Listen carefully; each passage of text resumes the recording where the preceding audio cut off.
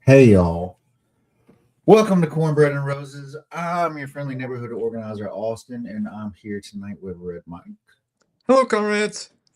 And yeah, we are one of the only socialist podcasts in Alabama and the most unprofessional podcast in the land, the United States, maybe the known universe. And we're gonna do what's going on in the legislature, some ancillary news. You like that word? Ancillary news in Alabama this week in socialist history. Conspiracy of the week. Woo! Too many to even choose from, really. But we are going to start off with the little memes and media, as we always do on this show. But first, how you doing, Brad Mike? I'm doing okay. It's been a long week. I've had a Yeah. lot of stuff to do, and I've got stuff to do even after the show. So if Well, Joy let's is make this listening, one quick then, yeah, because I tell you what, I am tired as well. I'm also Uh, very tired. yeah. Um, there's stuff always going on. I had two meetings today, yesterday at the anti-ice protest, and then car broke down. No, Then, no. then one of my little ones, she had a good little birthday party. She got to see a lot of smiles. She hung out with her friends and stuff. Um, was really happy how that That's good. went. Yeah, and all the other meetings last week, and then there's also some naloxone training that was in the area. That Taste of Palestine kickoff event was yesterday. I heard Hey, it. I missed that.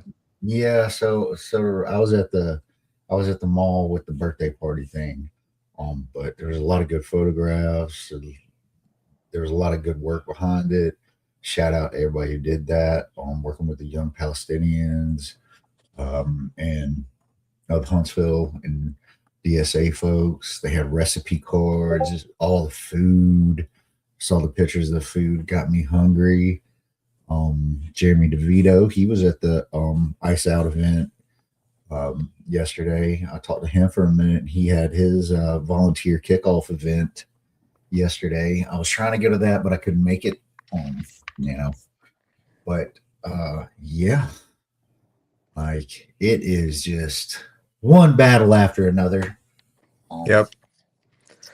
I mean, that's just been it for me. Is I've had a lot of personal stuff to do. I've had a bunch of meetings. I've had a lot of work that resulted from those meetings that came up. And Joy, if you're listening, the thing I promised to do, I'm going to do after the show tonight. So don't hate me. I'm working. yeah, I'm going to get on it. yeah, I've got at least due by tomorrow evening. I don't know if I'm gonna get to it this evening, but a little economic blackout plan that I need to get done. That's up on my desktop to look at and work through.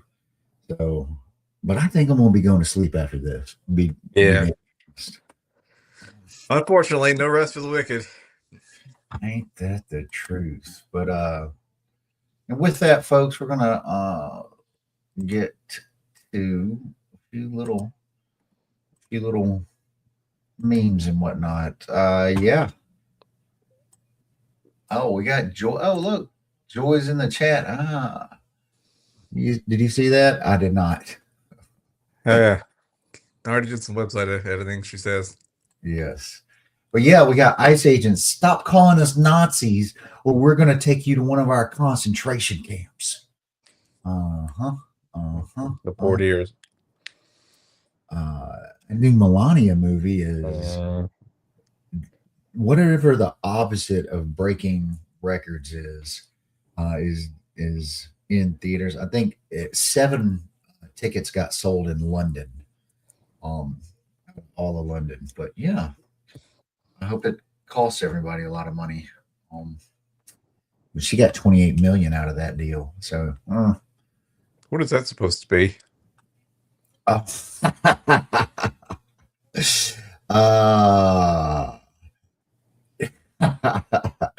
I'll I'll let y'all think on it a little bit more. Oh, I'm sorry. It's over my head.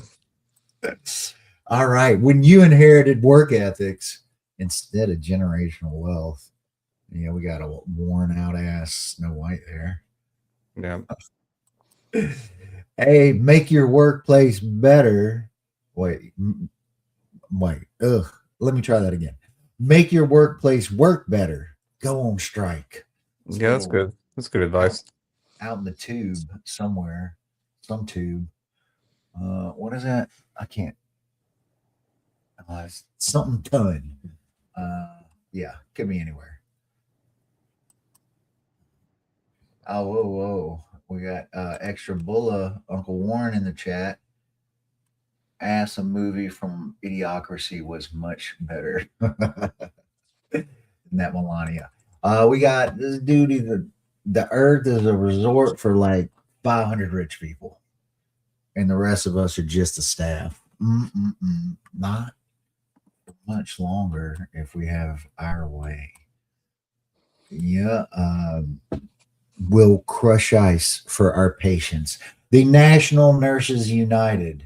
They've been stepping up. They've been showing up and showing out for the death of Alex Petty, which has been good to see. Yes, very much. I love the croc, the nurses' croc. Yeah. Socialism doesn't work. Did a satanic billionaire pedophile tell you that? Let's not bash the Satanists. All the Satanists I know are super cool. Fair point. But anti-Christic. Would that be how you would say that? Possibly. I think evil works. I don't like using satanic as evil. But evil. Yeah, evil billionaire pedophile. We got my landlord. He showed up with a brand new Lamborghini. Wow, what a beautiful car, I said. He replied, if you work hard, give it your all, and strive for excellence, next year I'll raise your rent. And they will. I was in an organizing call with Mr. Robert Hunter, running for House District 28 against Mac Butler. And, that was one of the things he brought up is making sure that rent increases get capped. So you're not ending up in this position. Yeah. Just thinking, like, could you turn that car into like a little home, like like they got with them vans? I don't think so, but maybe. Oh yeah. Always trying to get Robert on the podcast again. Humans saw this and decided to create LinkedIn.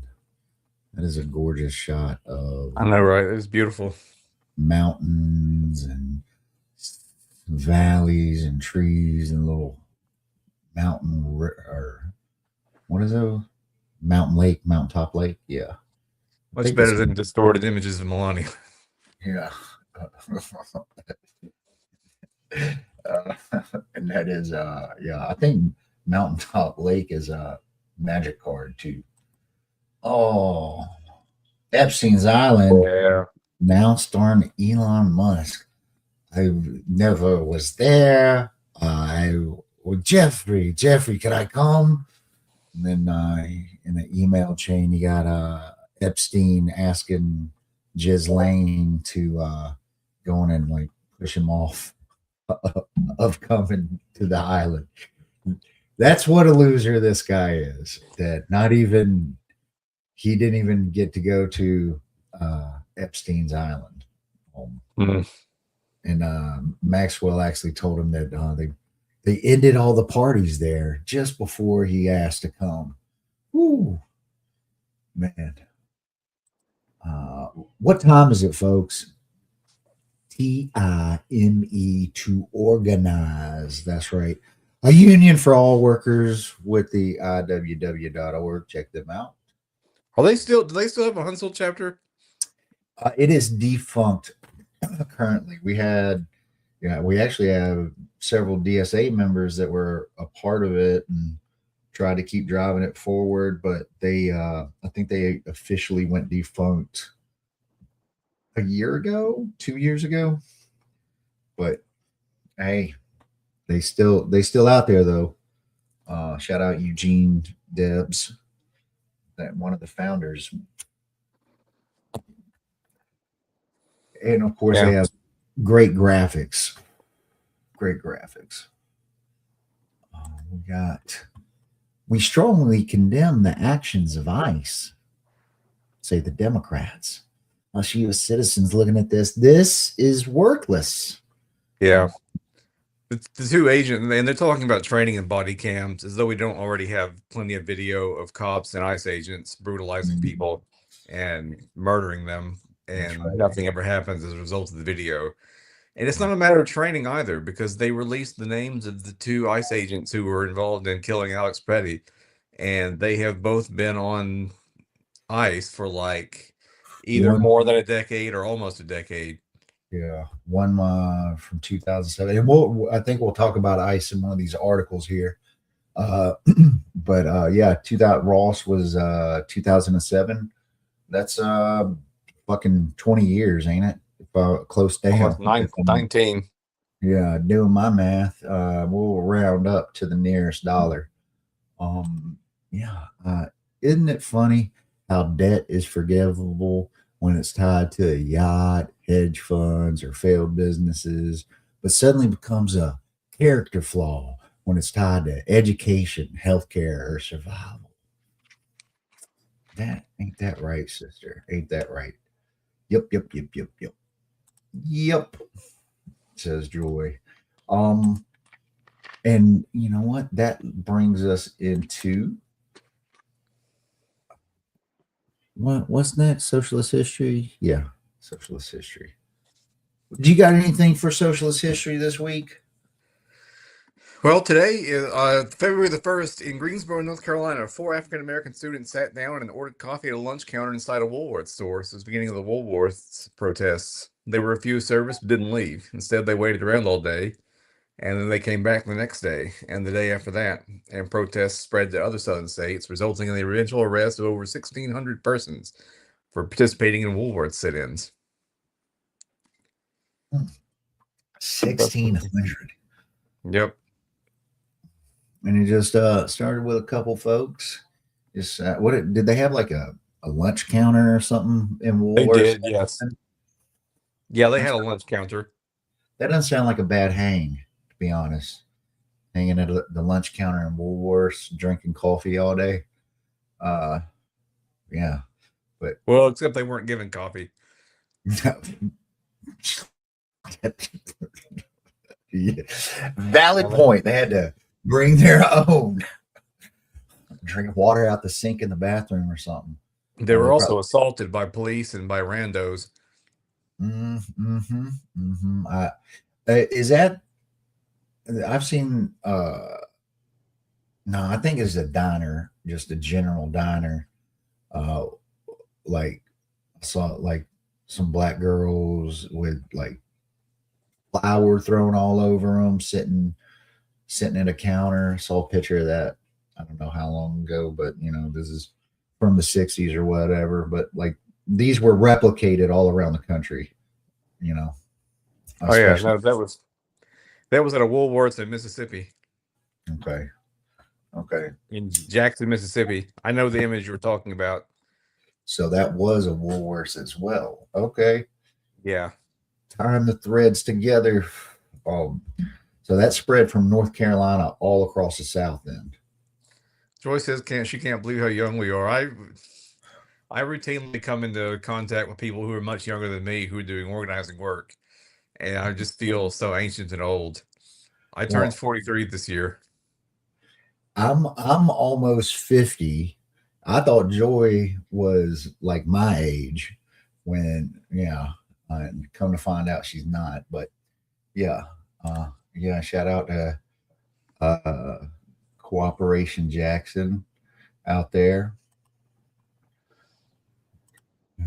Imagine how old I feel. Yeah, I feel you. I wake up every morning with multiple body parts numb just from sleeping. Ain't I that know. nice? I'll be sore for days because I slept wrong. Hmm.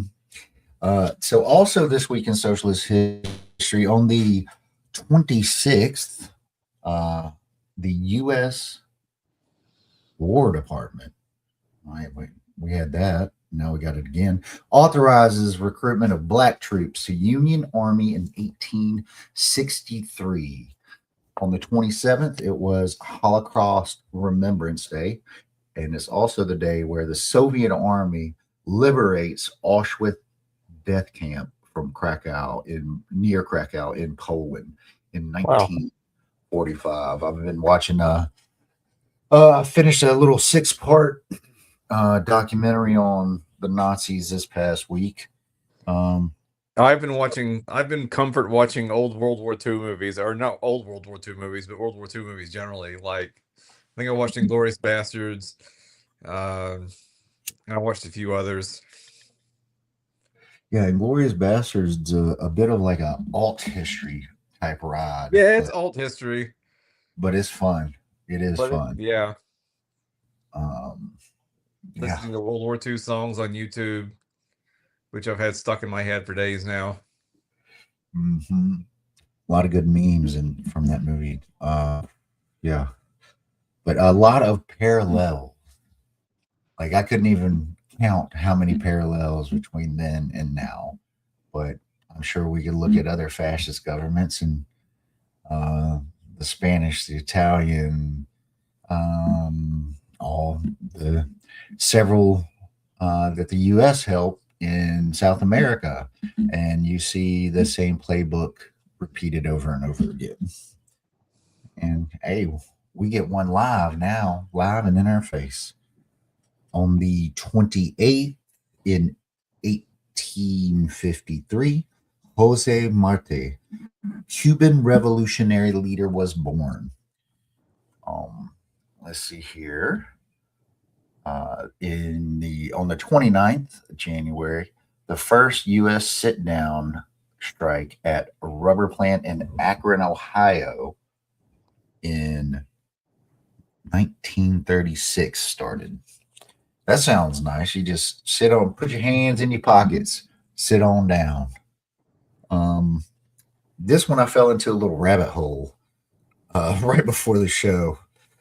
King Charles I executed in the English Revolution in 1649. That's just everything around his execution. Whole little article, very interesting.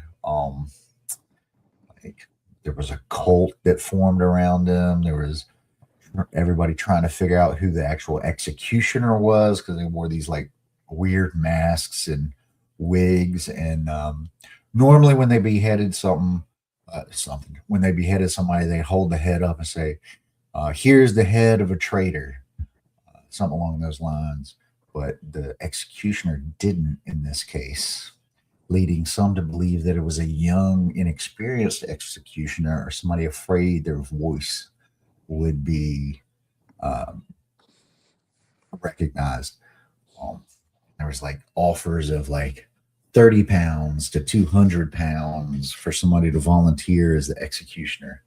So, whole little thing. But there was something very interesting is the parliamentarians and the royalists started like making a lot of literature and poems and stuff like that. Well, the parliamentarians decided to arrest the the printers, the royalist printers, and try to shut all that down and censor everything. And they like made sure and they were out printing them as well, like 2 to 1. So you know, even back then, even back then.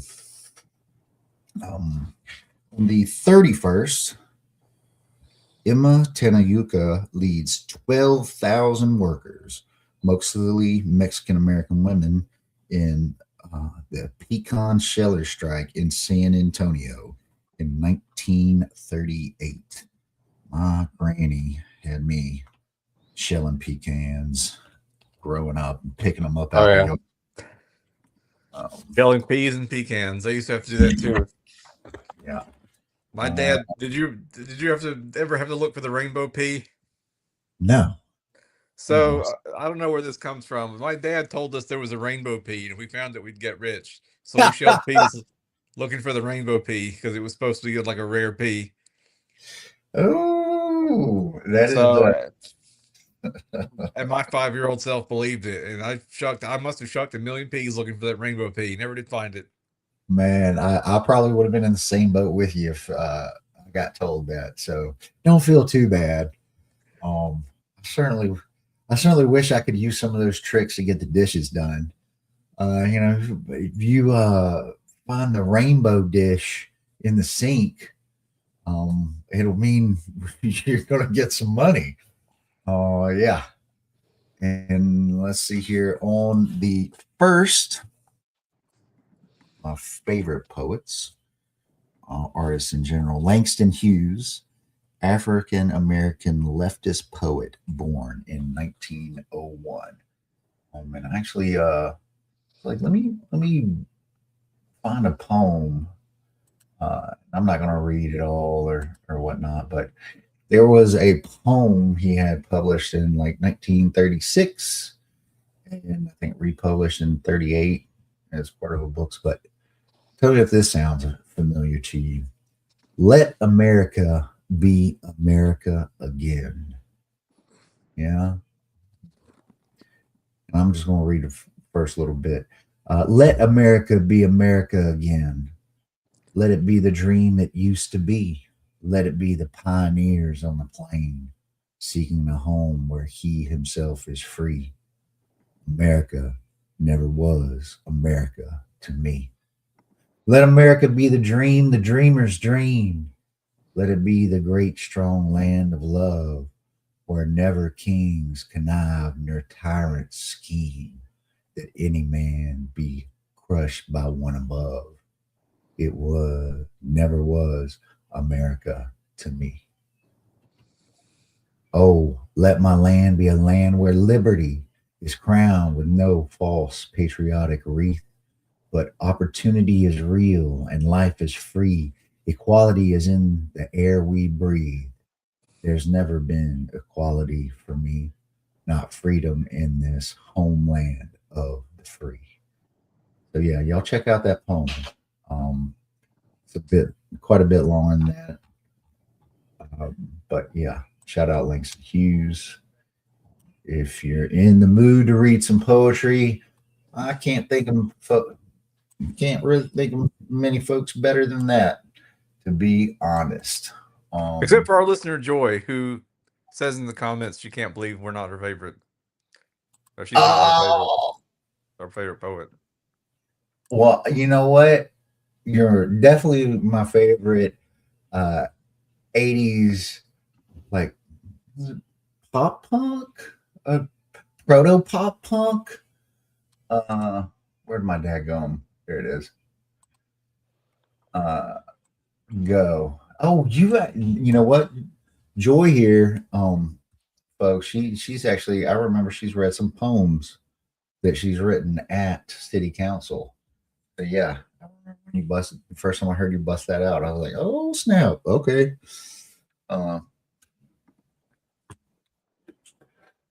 So yeah, we need to get you published, Joy. That's what we need to do. You just put a poem on the Amazon Kindle site for 99 cents. Start raising some funds for the left. Let's see here. And yeah, folks, that's it for socialist history.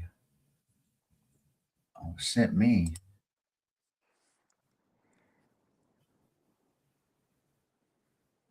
I'm going to read that one that I sent you. Me? I don't remember you sending me a poem. Oh, goodness. Here goes my memory. But that, folks, is socialist history this week, which brings us to the conspiracies of the week. And yeah, let's see here. Let's see. There is. Whoops.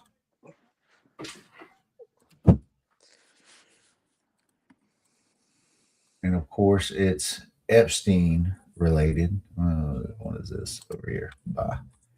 Epstein claimed Bill Gates called a STD from, quote, sex with Russian girls, slipped Melinda antibiotics in latest files released by DOJ.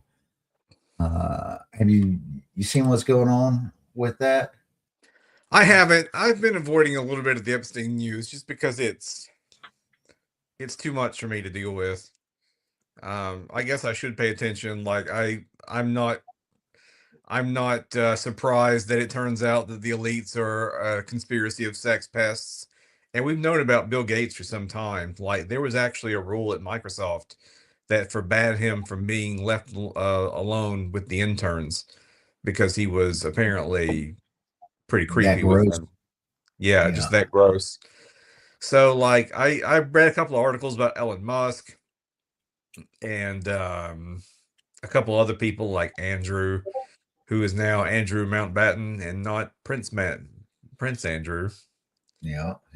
So or Mountbatten Windsor, I guess, is his surname now. Still, I think still got to keep his Order of the Garter.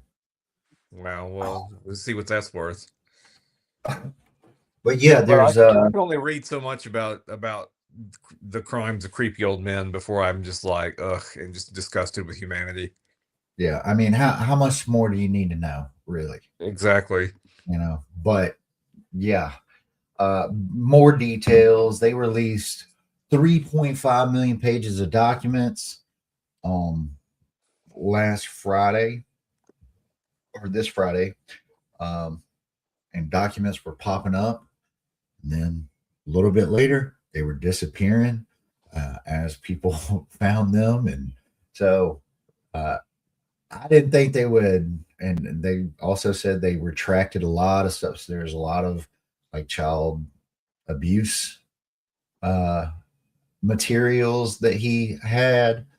So, I mean, there's at least over 1,000 survivors.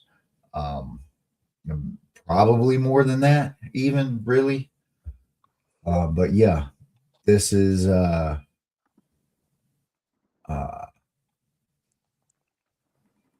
during Epstein here wrote some emails. We mentioned one about Musk asking to go to Epstein Island. But yeah, in this one, he wrote as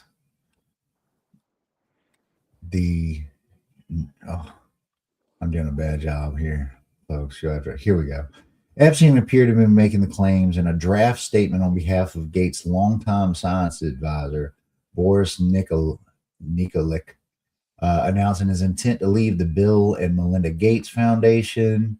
During the past few weeks, I've been caught up in a dispute between Melinda and Bill, and my role as his right-hand man on multiple occasions as hindsight wrongly acquiesced into participating in things that have ranged from the morally inappropriate to the ethically unsound, and have been repeatedly asked to do things to get near or potentially over the line into the illegal, which is all this is very funny coming from Epstein, from helping Bill to get drugs in order to deal with the consequences of sex with Russian girls to facilitating his illicit trysts with married women to being asked to provide Adderall for bridge tournaments.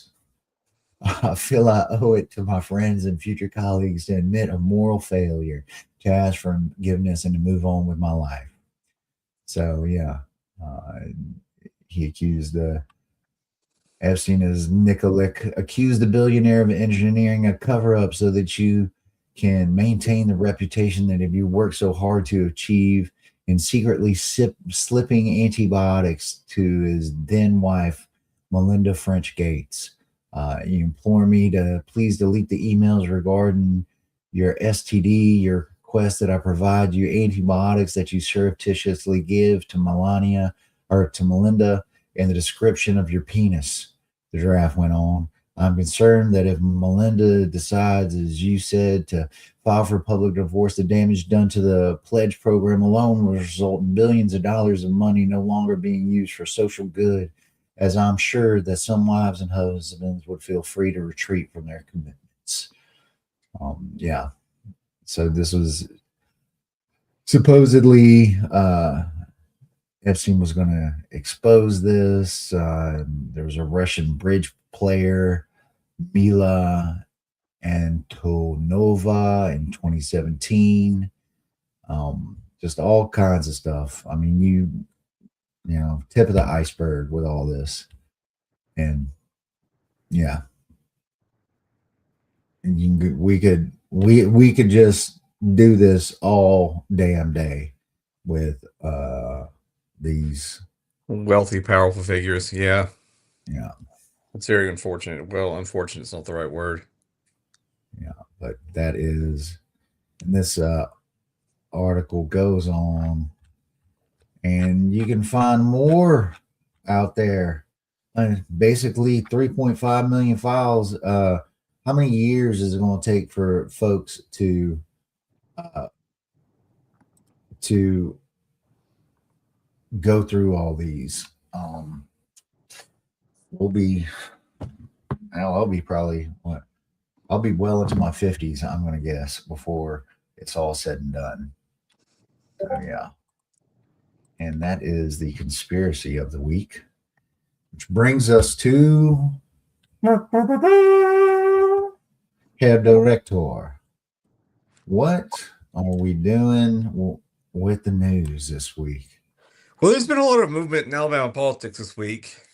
Donald Trump has put his thumb on the scale in several races by endorsing. He's endorsed Barry Moore for Senate. He's endorsed Nehemiah John Wall for lieutenant governor. So let's just have him pick our whole slate of people, I guess. And the people he's endorsed have shot to the top of the pack, both in terms of polling and in terms of money raised. So it looks like a done deal. I mean, a lot of the races look like done deals. There's still some excitement in the auditor's race and in the attorney general's race, but where there is no Trump endorsement. But for governor, for lieutenant governor, for the Senate, it seems like it's already over. So Only there's do been the that. big ones. I don't want to do the small ones. I'm the big guy over here. Endorse the big guys. There's been Yeah. plenty of Republican infighting, though, which is always fun to watch. Wall apparently maintains a residence in Tennessee, and at some point in time had a driver's license from Tennessee, and so is facing residency challenges, Along with Tuberville. along with Tuberville, who of course lives in Florida. So I don't see those going anywhere. Under the Alabama state rules, it is the legislature that gets to decide whether or not the residency challenge holds. And it's also like, well, at first it's the Republican Party Right. because they're being challenged in their rules. And if they get elected, then the legislature has to decide whether or not their election was proper. So either way, I don't see this Republican Party or this Alabama legislature, which is largely the same thing, ruling against the Republican who won a race. At least not these Republicans. Not these Republicans.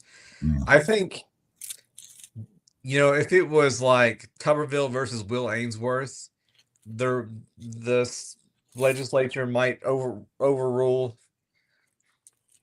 Tuberville for Ainsworth because Ainsworth is part of the club and Right. Tuberville is kind of an outsider figure. But here to drain the swamp. Yeah, but Ken McFeeters, they're not going to do anything for him. Yeah, I think I saw him on a video this past week, and I got fooled. I was like, who is this slightly sensible sounding fella? And then I realized, oh no, what did I just do to myself? and had to take a shower immediately after that. But yeah, also, he McFetter's there. He was driving around on his motorbike and like broke his leg, fell off, something along those lines. Did this at some event around the Capitol, I think. He injured himself. There's a fairly funny picture out there if you take a look.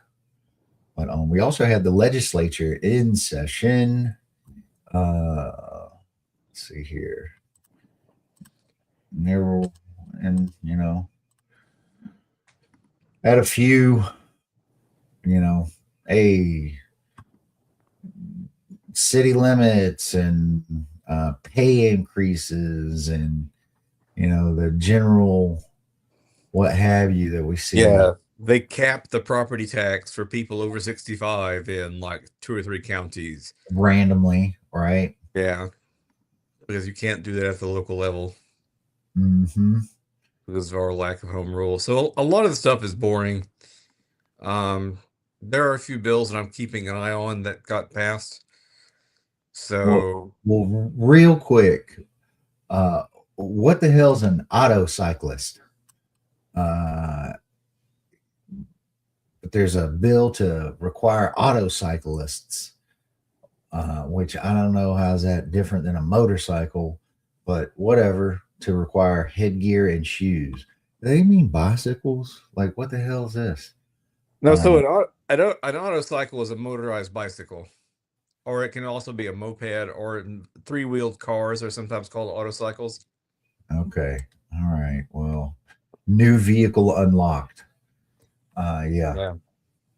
But yeah, we had the HB 41 is moving forward to the Senate to put the death penalty on to include rape, sodomy, and sexual torture of a minor under 12, which I just learned this week. This bill already exists for 6 years and under. So now they're just pushing the age up. We've talked about this. Well, it's life imprisonment for 6 or under. Now they're trying to get that penalty. Yeah, and which is a violation of existing Supreme Court precedent, which has ruled that in 2008, I think, that death penalty can only be given for murder. Yeah, Kennedy versus Louisiana. Yeah, and this is part of a bigger plan. Multiple states are doing this to try to get this overturned at the Supreme Court level. So, this is one of those find and replace bills that can't remember which policy institute does it, but there's a National Policy Institute that puts these bills out, and then Republicans in various states take them down, put their state name in there, and then file it with the legislature. So this is unconstitutional. Also, abolish the death penalty. And yeah, I'm not trying to defend the Epstein class, but they won't fall under this, will they? No, they won't. They won't experience any consequences for their actions. I mean, they're already out here denying what they've done, and even if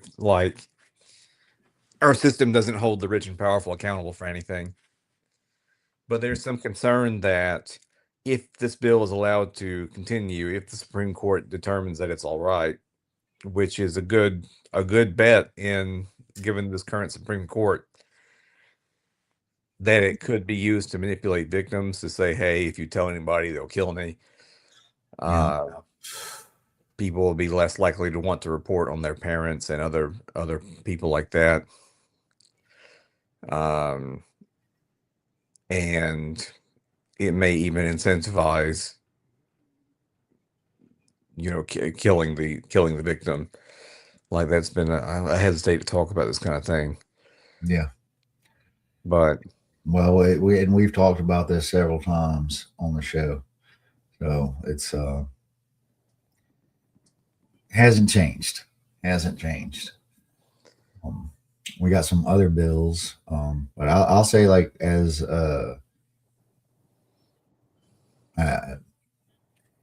let's just move on. Yeah. Let's just move on.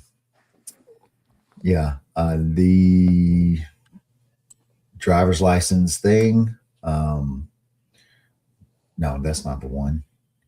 So it hasn't passed, but HB 88, sponsored by Representative Phil Pettis of Killen. Killen is one of the most racist places in the state. If you've never been to Killen,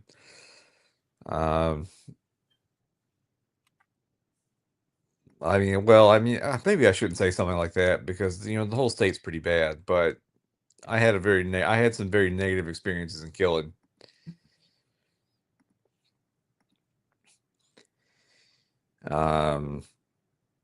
So this is controversial even among Republicans. So it's a bill to require that the driver's license test only gets given in English, so that people will not be able to get driver's licenses if they can't read the test. Of course, you don't need to be able to read English to know that your red means stop and the red octagon means stop. You can know enough English to know that. Just like if you saw a big red octagon that said pare on it, you might guess that pare meant stop, and you'd be right. I was stationed in Belgium and Germany, and they damn sure didn't expect me to speak German or French or Dutch or none of that to have a driver's license. So, as someone who's been the quote unquote immigrant in another country, you don't need that shit. You know what I mean? You don't need to understand English to be able to drive. But if you cannot read, the state will give you an oral driver's license test. So the idea that we can't accommodate people who don't speak English is absurd. It's purely a xenophobic bill that's targeting people who don't speak English for no other reason than the fact that they don't speak English. Yeah. Big easy. Even some Republicans have pushed back against it and have said that the bill was well, it was a Democrat who said the bill was cruel and inhumane.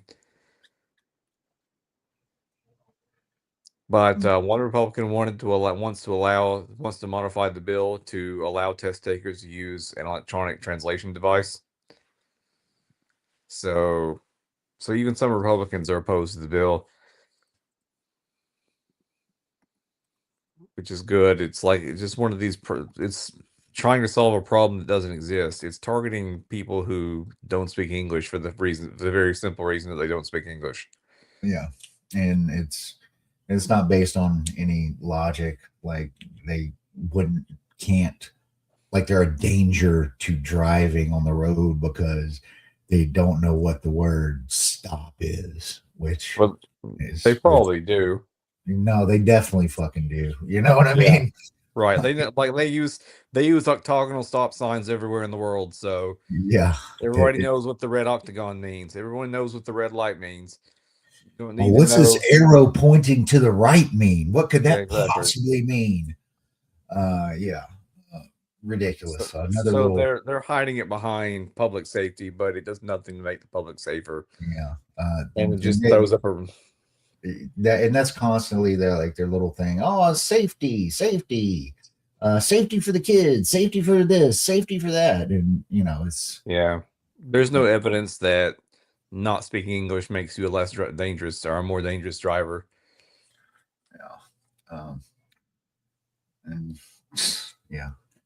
Okay. Also, driving related is to establish a method for individuals to voluntarily disclose on their ID that they have an invisible disability, including cognitive disorders, mental illnesses, and communication impediments. It passed. You mentioned that you have hearing issues, and that like when you've had to interface with law enforcement, you let them know straight up. But I don't know. I just see this as like, oh, it goes from, we get this little voluntary one in. What if we just, why don't we just turn it up a little bit? Now we just make it mandatory. You know what I mean? Yeah. Yeah. Now, what's the first thing I have to tell the officer? Like, I think, and I've only had a couple of tickets in my life, but once I was pulled over on the interstate for doing 80 and a 70. Um, and the traffic noise was so bad I couldn't hear a word the officer said, and I had to tell him I have hearing loss. I can't hear what you're saying to me. You know, I'm not trying to be disobedient or whatever, but I can't hear you. Yeah. Joy was saying, I remember when they changed the signs to the symbols from words way back so that Americans didn't have to be able to read to drive. Yeah. Yeah, they already accommodate people who can't read. Yeah. So if you're English speaking but can't read, like that's the same situation as somebody who is a monolingual Spanish speaker, say.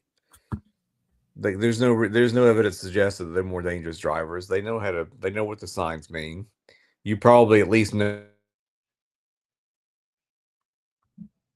you can't translate a newspaper article. Yeah. But you don't need to be able to read to drive to work. Is what kind of the vibe on that.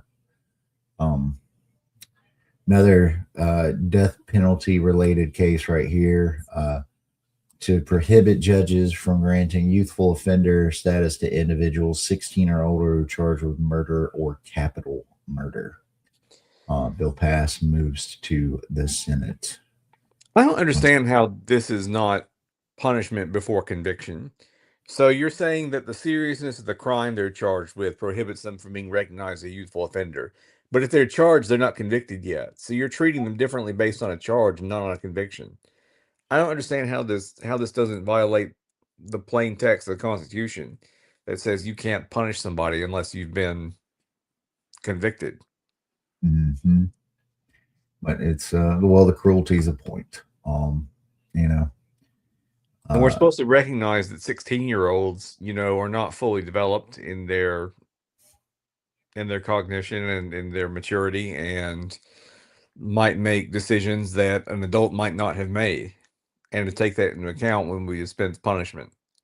yeah, or something that was an accident, uh, making the charge murder instead. You know, Right. so once again, there are people out there that do bad things, and you know,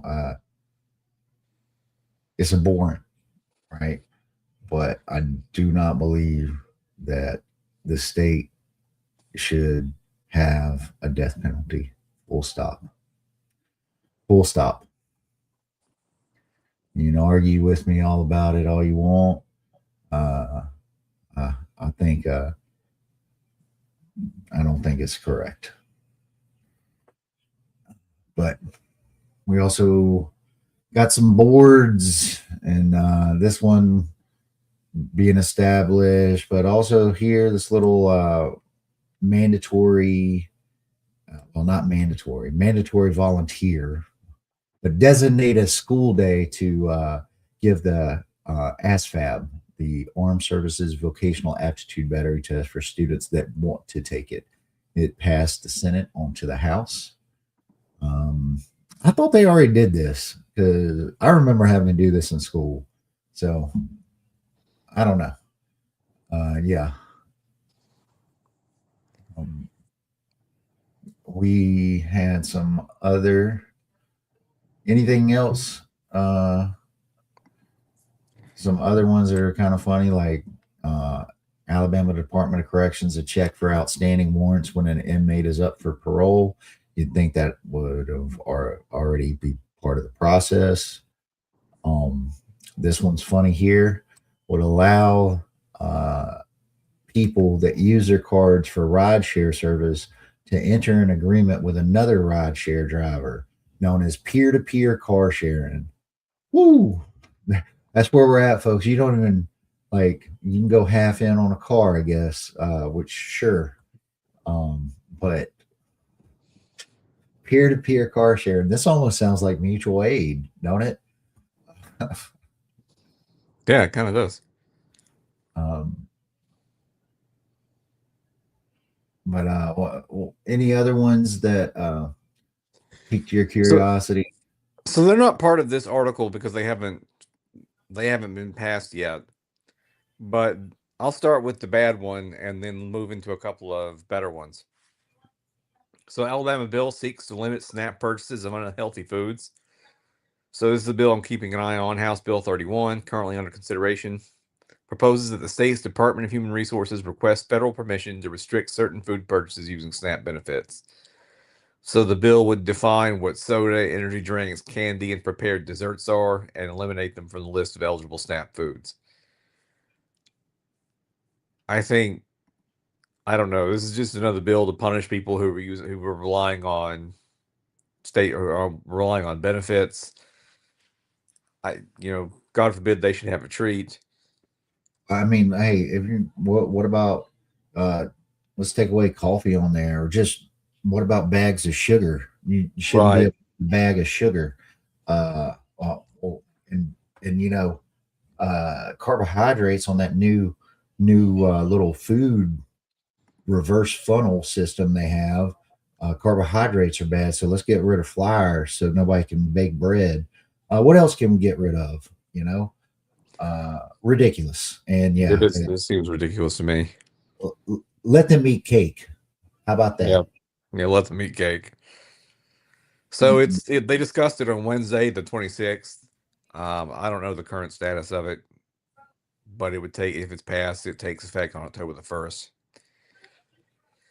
So there's also HB 290 sponsored by Wendolyn Gavan from Birmingham. It says that companies that have more than 50 employees have to give breastfeeding mothers time and space to breastfeed. So current federal law says that the bathroom is considered a reasonable location, but this bill would say it has to be a room other than a bathroom. Since some women feel that's unsanitary, so there should be a smaller closet or some type of reasonable accommodation, says Gavan. I mean, if it's a really nice bathroom, like they got in the clubs or something, but Well, I don't. I mean, I thankfully don't yeah, have kids. I'm not a breastfeeder, so. But I don't think I would want to in a bathroom. eh, So yeah. No, uh, I'm, I'm just kind of. Am I happy to hear that mothers are having to bring their newborns to work? Maybe we shouldn't be doing that. You know, maybe that's the problem, not the fact that they need a place to breastfeed at work. maybe so. On the other hand, I would, if I were a newborn mother, if I had a newborn, I'd want my newborn with me. Like, Absolutely. but the idea that they're having to work instead of getting maternity leave Right. is a little bit problematic as well. But if That's people the choose to bill. That's the bill that we should be seeing, not, oh, they can breastfeed at work. Cool. Like, yeah, they should be able to do that, but they shouldn't. You shouldn't. A family, if we care so much about family values and whatnot, uh, a family should be able to maybe hang out at the house with their newborn for a while. Uh, yeah. you know. So Oh, yeah, good. but if a woman, yeah, that's very unfortunate. But if a woman has to or chooses to work, like there should be an accommodation, and this bill does that. So the bill has Joy moved saying it's on. a place to express milk, not necessarily breastfeed. Oh Oh, yeah, see, this is what happens when you get. Well, I'm not a cis man, but you know what I mean. okay. So now the baby is not at work, but being cared for. But the mom needs to express the milk to keep the system going, so they can bring some home for the baby for the next day, etc. Yeah, I wouldn't want to do that in a bathroom either. yeah, So I think it's good that they're requiring businesses to provide accommodation that's not a bathroom. yeah. But even like, I don't know, maybe the car is not a place to do that, but 50 employees seems like a lot of employees required to be able to hit this standard, but Yeah. if you got a hot dog stand or a food truck, I don't know how you'd be able to pull that off. I don't know. Uh, but Well, food trucks are required to have commissaries. They're required to have kitchens that they work out of. right. So I don't know. If you can't figure it out, you can't be in business. Hey, there you go. There you go. Like that's just Innovate, part of the folks. problem. That's just part of the problem you have to solve. Just like you have to. I I used to run a food truck and I got shut down by the health department. Um, so it's just there's a list of problems you have to figure out the solution to. They told us something would be okay, and then when we did it, they said, "Hey, it's not okay," and said, "Hey, but you told us we could." You got to Um, get this shit right now. yeah, I guess so. So I used to be part of an effort that provides cooperative housing in Huntsville for people who are unhoused and people who are coming out of prison. So I mean, it sounds like a halfway house, and it kind of is, but it was a little bit more than that. It was more than just a halfway house. All right. And the biggest hurdle that we had was people needed jobs because, especially in Alabama, they won't let you out of prison until you get a job. You have to get a job while you're behind bars. So I used to do a lot of running around in order to deliver um, applications and things like that back in the day. Now they can do all that online and over the phone, but when I was doing it, it had to be applications and I had to drive them around. So anyway, we created. So my friend and I set up a sandwich food cart. Like we made little deli sandwiches, and they told us that if we put the deli sandwiches in an ice bath, it would be sufficient refrigeration. And we said, okay, we started doing that. Then they said it's not sufficient refrigeration. And we couldn't afford the kind of food cart that provided the needed refrigeration because it cost like $100,000 or something. Oh my God. Yeah, those food trucks aren't cheap. Ooh. So, so yeah, we spent $40,000 on our cart that we had that had just an ice bath. Well, why the hell And were they selling those things in the first place if they're not usable by a business? You know what I I don't, mean? I don't know. We couldn't use them. So the health department shut us down. It was the Bow Tie Bistro, and we used to wear those t-shirts Suspenders with and a bow tie and whatnot. no the t-shirts that have the tuxedo pattern on them. Ah, got you. Okay. That was our official uniform. But that was one of my first attempts at starting a worker-owned cooperative in Huntsville, and I'm going to be very reluctant to get involved in food ever again. I just It's in the private chat, but I just posted a link of that we got like some news coverage of our. Here we go. Can I? Oh, I have to figure out how to share it. Give me a second. Let me.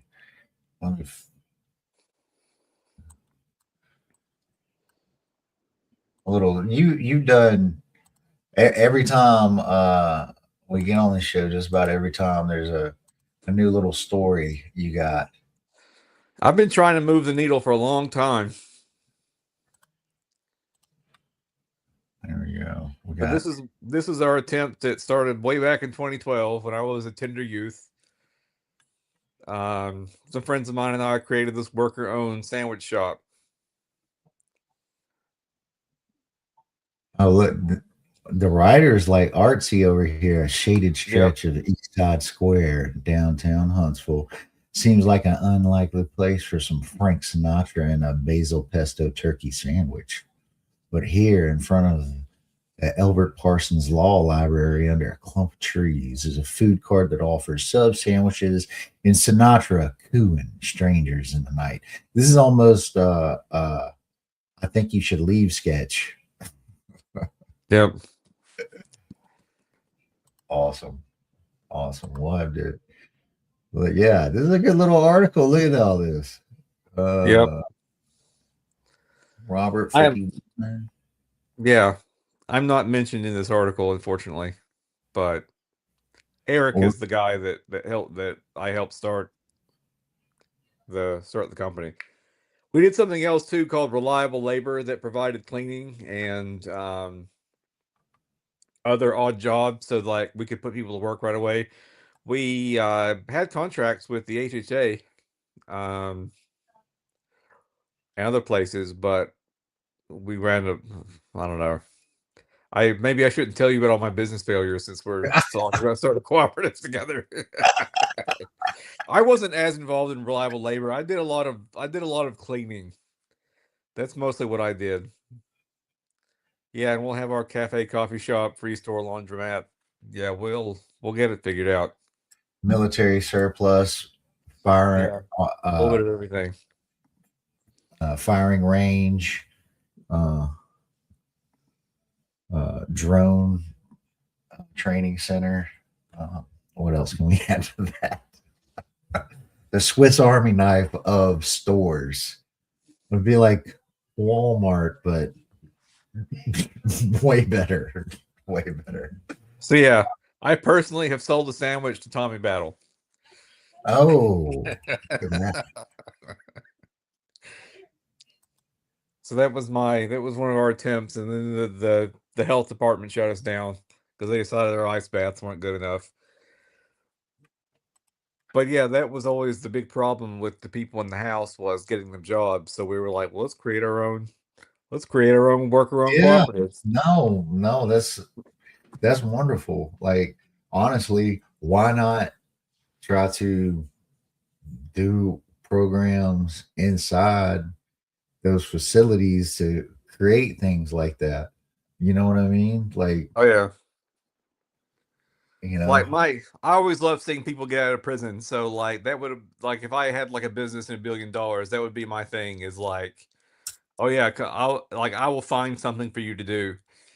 Tell them you got a job with me, and tell them to open up the gates. Yeah. I don't really believe there's ever going to be a revolution, but if there ever were, my favorite part of the revolution will be the part where we bust everybody out of prison. Cheers. Because yeah, there's, so that's your extra special glimpse into the red. For profit, way overused. Yep. So there's your special glimpse into the lore of Red Mike and some of the stuff I've tried to do over the years. And we shall continue in hopeful struggle in the days ahead.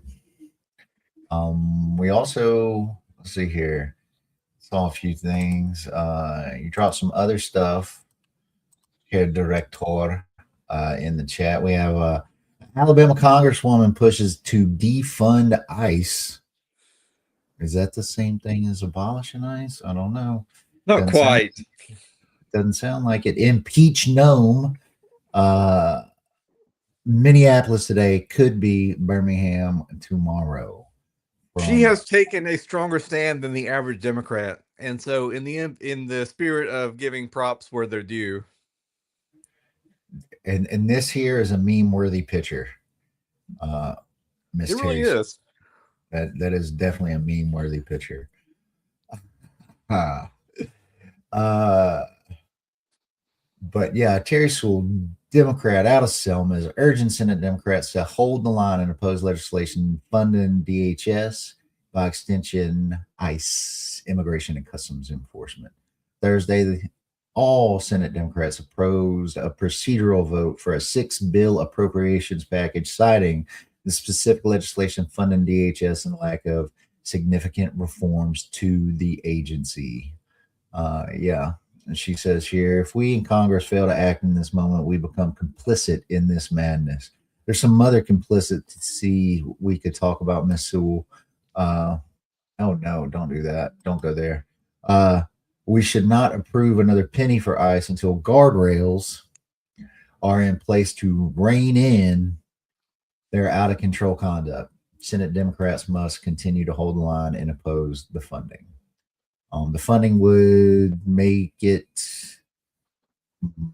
higher funded than the Marines, if I recall correctly. But yeah, goes on.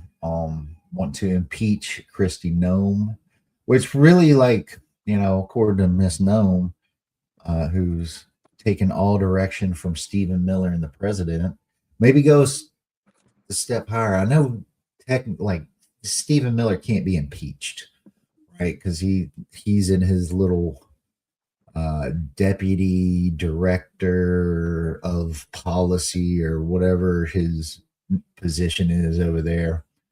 But you could maybe go the step higher and impeach the president if you're going to put some effort into impeachments, right? Absolutely.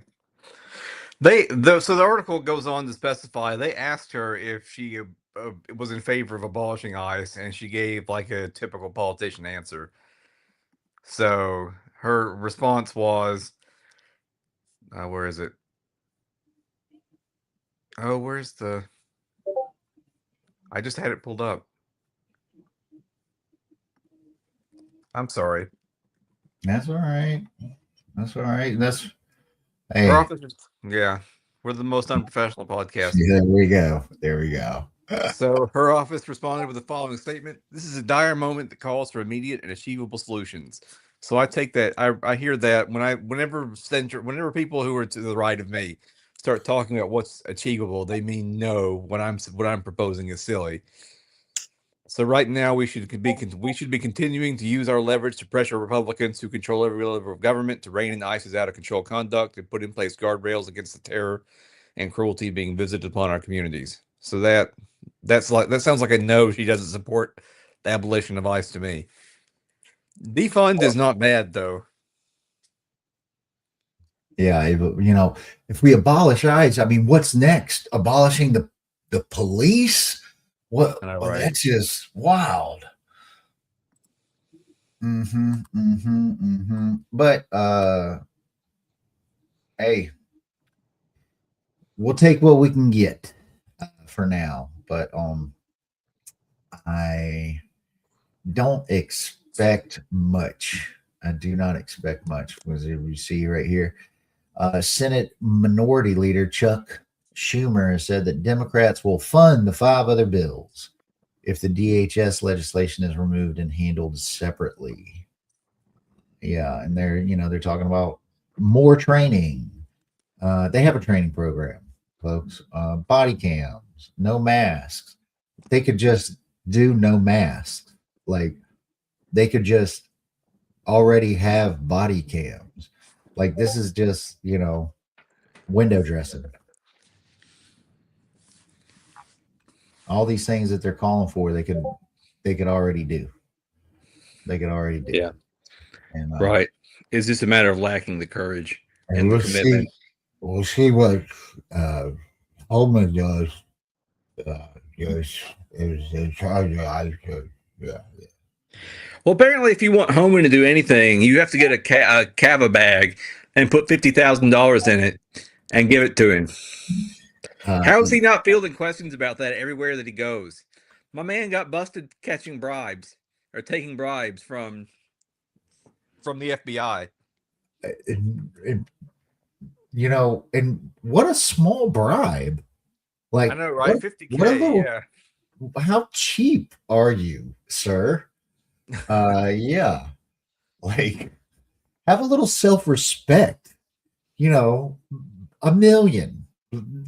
Start there, Then, okay, maybe negotiate down, but have a little class in your corruption.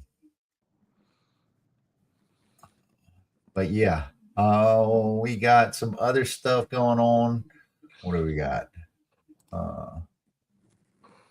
We did a legislative. We got a new climate scientist from UAH. This Dr. Lee Ellenberg. Apparently, the old dude was funded. This John Christie fella was funded by oil companies. This guy doesn't look like he'll be funded by oil companies. I mean, look at the shirt, right? That makes me feel good seeing this shirt, this nice, like little laid back flannel, wearing an undershirt like a proper adult. But yeah, pointed by Ivy. We'll see what he's about, but got a new one. Got a new one. I don't know how much confidence you have in this young man, but he looks nice. He looks nice. Right. Is he a climate denier? I assume that he is. I mean, it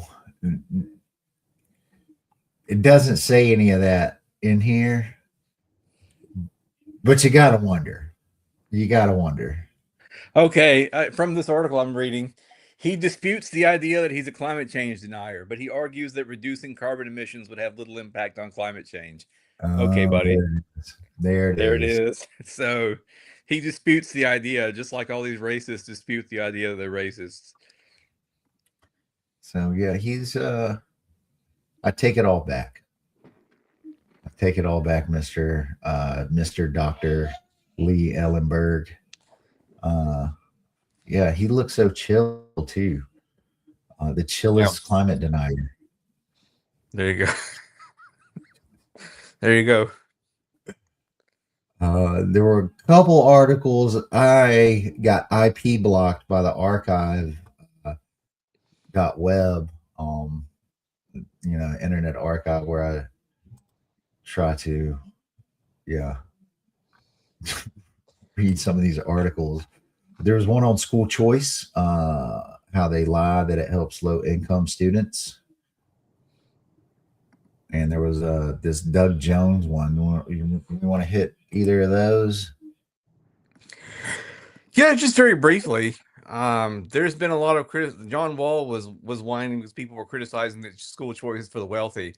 And then AO.com crunched the numbers and found out that it was wealthy white people who are the primary beneficiaries of the school choice program. $250 million of school choice money, taxpayer money, going to school choice this year, on top of the 180 million from last year. So what's that? 430 million total. Yeah. Wow.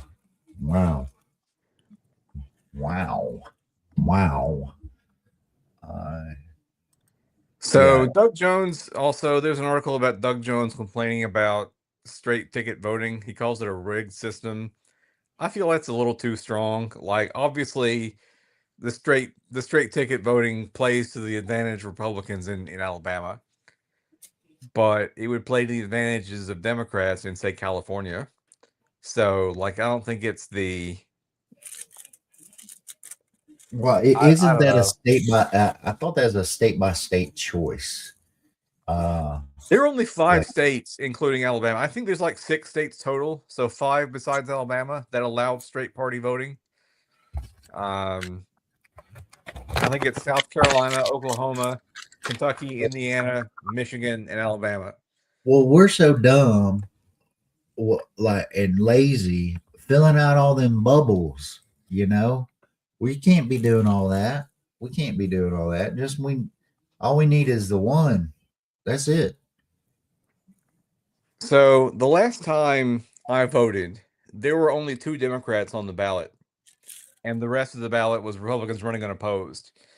So that's the problem you got to solve. Like, you could have 100% voter turnout, and you could have people mark the straight. You could have every one of those 100% mark the straight ticket Democratic ballot, and it wouldn't do you any good because you don't have any candidates running. Now, they're doing better this time around. There's a lot of candidates running, and there's actually a serious primary in several of the races. Mm-hmm. But I don't know. I don't necessarily. I mean, I guess I'm in favor of taking away an advantage from the Republicans, but I am going to be honest and say that I advocate for this because it takes away an advantage from the Republicans, and not because I think it's unfair inherently. Joyce saying, of course, run green. Oh yeah, On the ballot is extremely hard. Yes, it is, ma'am. I got an idea. Abolish parties. You know, I've thought about that in the past as well. let's just do that. Let's just abolish parties, make it real nice and easy.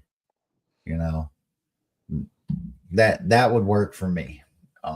Yeah, it certainly would make things a whole lot more interesting. Mm-mm-mm. Uh, or maybe just one party for the people. I'm not in favor of one-party states. Neither am I, brother. Neither am I. I think one-party states are a mistake. Yeah. Ooh. Yeah. No parties. Much preferred no parties, please. But yeah, or to make it easy to get on the ballot. There is that. So that we have a bunch of choices like it used to be. Yeah. Also very valid. I will say it is surprisingly easy to create a political party. And we actually, we have the Green Party here, we have the Libertarian Party, we have the Democrats, we have the Republicans, and I think there's a couple of other parties. But from what I remember, to create a party, you don't need much. And one of the main things you actually need is a party logo. That's like number 2 on the little list of things to do. So yeah, you can make your own party pretty easily if you want. Maybe get some merch, the pitchfork party. Go on and somebody make one of those. But yeah, what else? What else we got?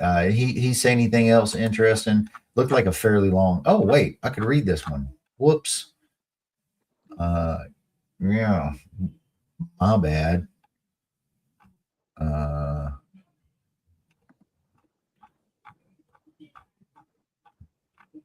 was so inundated with reading, I skipped this one. Whoops. It's all good. No, there were a lot of. I posted a lot of articles to our chat this week because there's a lot going on in Alabama politics. Yeah, which I like and I appreciate. This is, I would say, this picture. It's close to meme worthy because of the tuxedo. But no, he looks like he's saying aliens. He looks like the aliens guy when he's holding his hands out saying aliens. You know what I'm talking about? Yeah. The ancient aliens dude. Yeah, that guy. Yeah, the hands are over here, it slightly out of focus in motion. You got to pause for effect, Doug. This is him speaking at a black tie gala for the 11th annual Dr. Martin Luther King Black Tie Awards Gala. Have you ever been to a gala? I have. So when I lived in San Francisco, Boots Riley's father was given an award by the ACLU. And so the guy I was dating at the time and his friend were both volunteers at the ACLU, and they got tickets to the gala to go. And so not only did I get to see this, person get honored, but I got to see a free The Coup concert because Boots Riley was there and he played the reception. This is week 2 of the Coup or a Boots Riley story. We had it's the same story. Yeah, it's the same story. But that's the only gala I've ever been to. Well, I just find it interesting. We got 2. Maybe we need to figure out a way to mention the Coup every week. Yeah, we'll figure out how. Well, yeah. If you've ever listened to the Coup, I enjoy some of their songs. Like they got one called "The Guillotine" that's really good. And they've also got one called 5 Million Ways to Kill a CEO. That's also very catchy. Just yeah. Speaking of CEO, that our buddy Luigi looks like he's gonna be looks like he might get off. But yeah. Well, we'll see. He's not facing the death penalty anymore. Mm-hmm. Mm-hmm. So yeah, did we got anything else to cover, my good man? I think that's good enough of a place to stop for now. I mean, there's always more to talk about. A judge has put a permanent, not a permanent, but a temporary stoppage on a quarry in Belmina. That's an environmental issue I've been keeping an eye on. So I was happy to see that. That was crazy to read about the quarry they got going up there. It says that 1,000 truckloads a day go up that road. And they're I mean, people's property values are descending. The environmental cost is very high. They're using all kinds of chemicals. The smell from a quarry is unbearable. So, like Belmina, they were talking about doing retail and other things in their downtown, and now their downtown smells like a quarry. So I was happy to see, kids can't play outside, like right. So the whole community has come together to oppose this quarry, and there have been a couple of churches that are involved in it.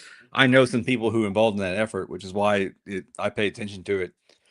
And so I was glad to see the judge order the stoppage of the quarry.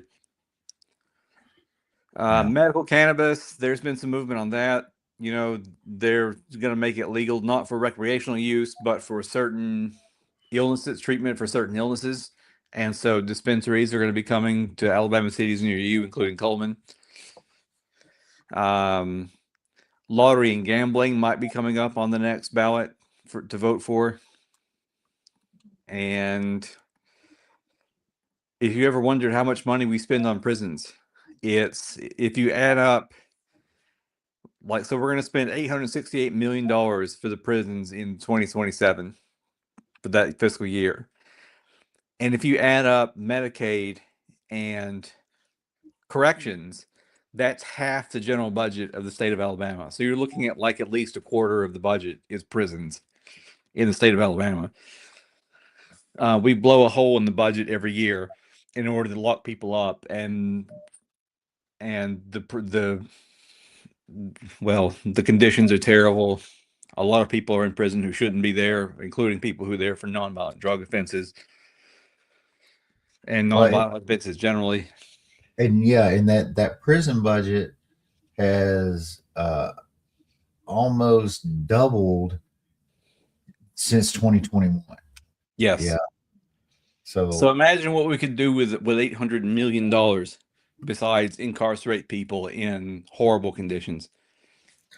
And once again, that money is funneled right into rich people's pockets.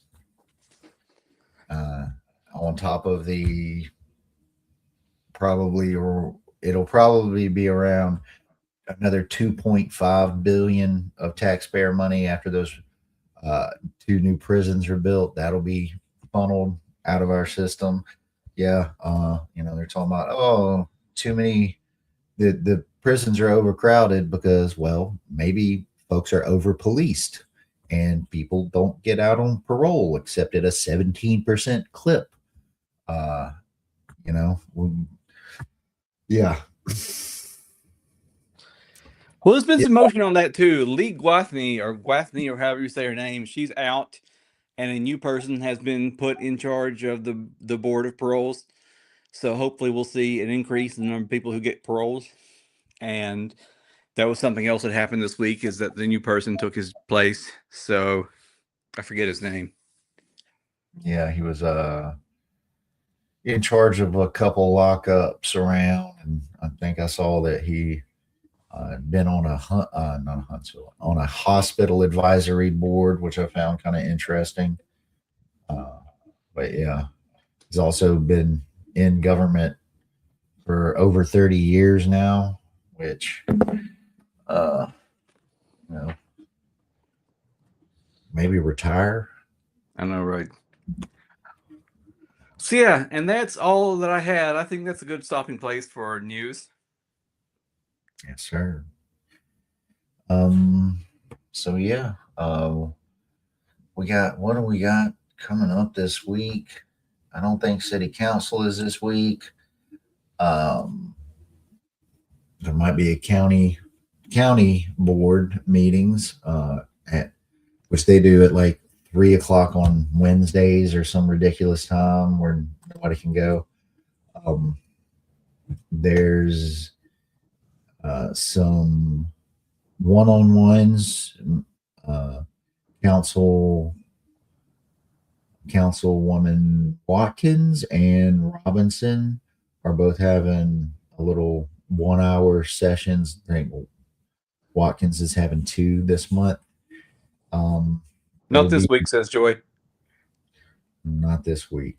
So no city council this week. Okay, thank you. I think it's the 2nd and 4th Thursdays. And of course, election stuff is in full swing. There's tons of stuff going on all the time. Got Food Not Bombs out there doing stuff every Friday. Where we have our social event, our monthly social coming up. If you want to attend, get with us. We'll talk to you. And yeah, nothing major in my mind is did see that London Herky, who was beaten up by Huntsville cops the other weekend, he's got representation and will be suing the city. So, and that's one of the fallouts of when cops abuse their power. It costs the taxpayer even more money. Look at that. So, yes, I think that's about it this week. I ain't got nothing of mine. Shout out to the young Palestinians and our DSA folks for working so hard on that event. Shout out to Indivisible for the Taste of Palestine event that got kicked off for the No Appetite for Apartheid campaign.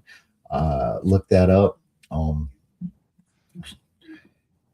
And shout out to the Indivisible folks for the Ice Out event. Shout out to Rocket City Medic Collective for getting the naloxone training going. Shout out to Jeremy DeVito, DSA member running for office and for Congressional District 5, and Amanda Pushik for Congressional District 4.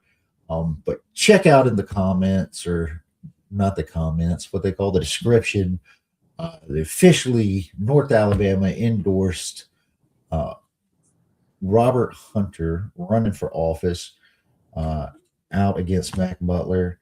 Help him with his campaign. You can volunteer, you can donate. If you're not in his area, you can still phone bank and text bank.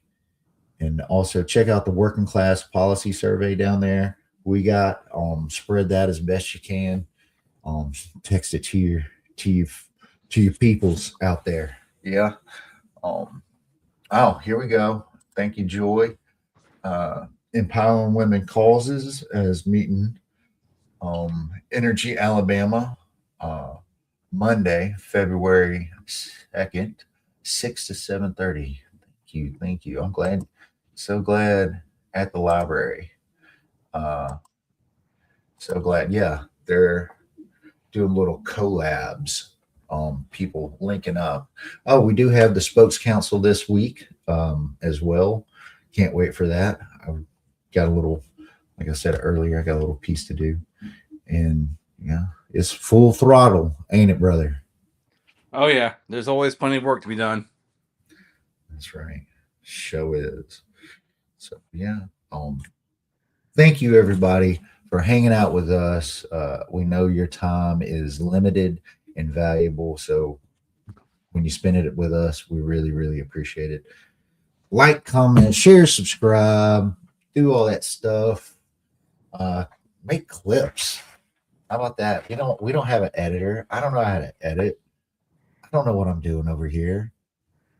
Red Mike doesn't know what he's doing over here. Not a clue. Yeah, like we're just here, folks. Look at my blurry background. That's not a filter. That's like what my house looks like. Yeah. So yeah, I appreciate y'all, folks. So, as we like to say around here, all the power to all the people. We, the people, break our chains together. Solidarity forever, folks. Solidarity forever.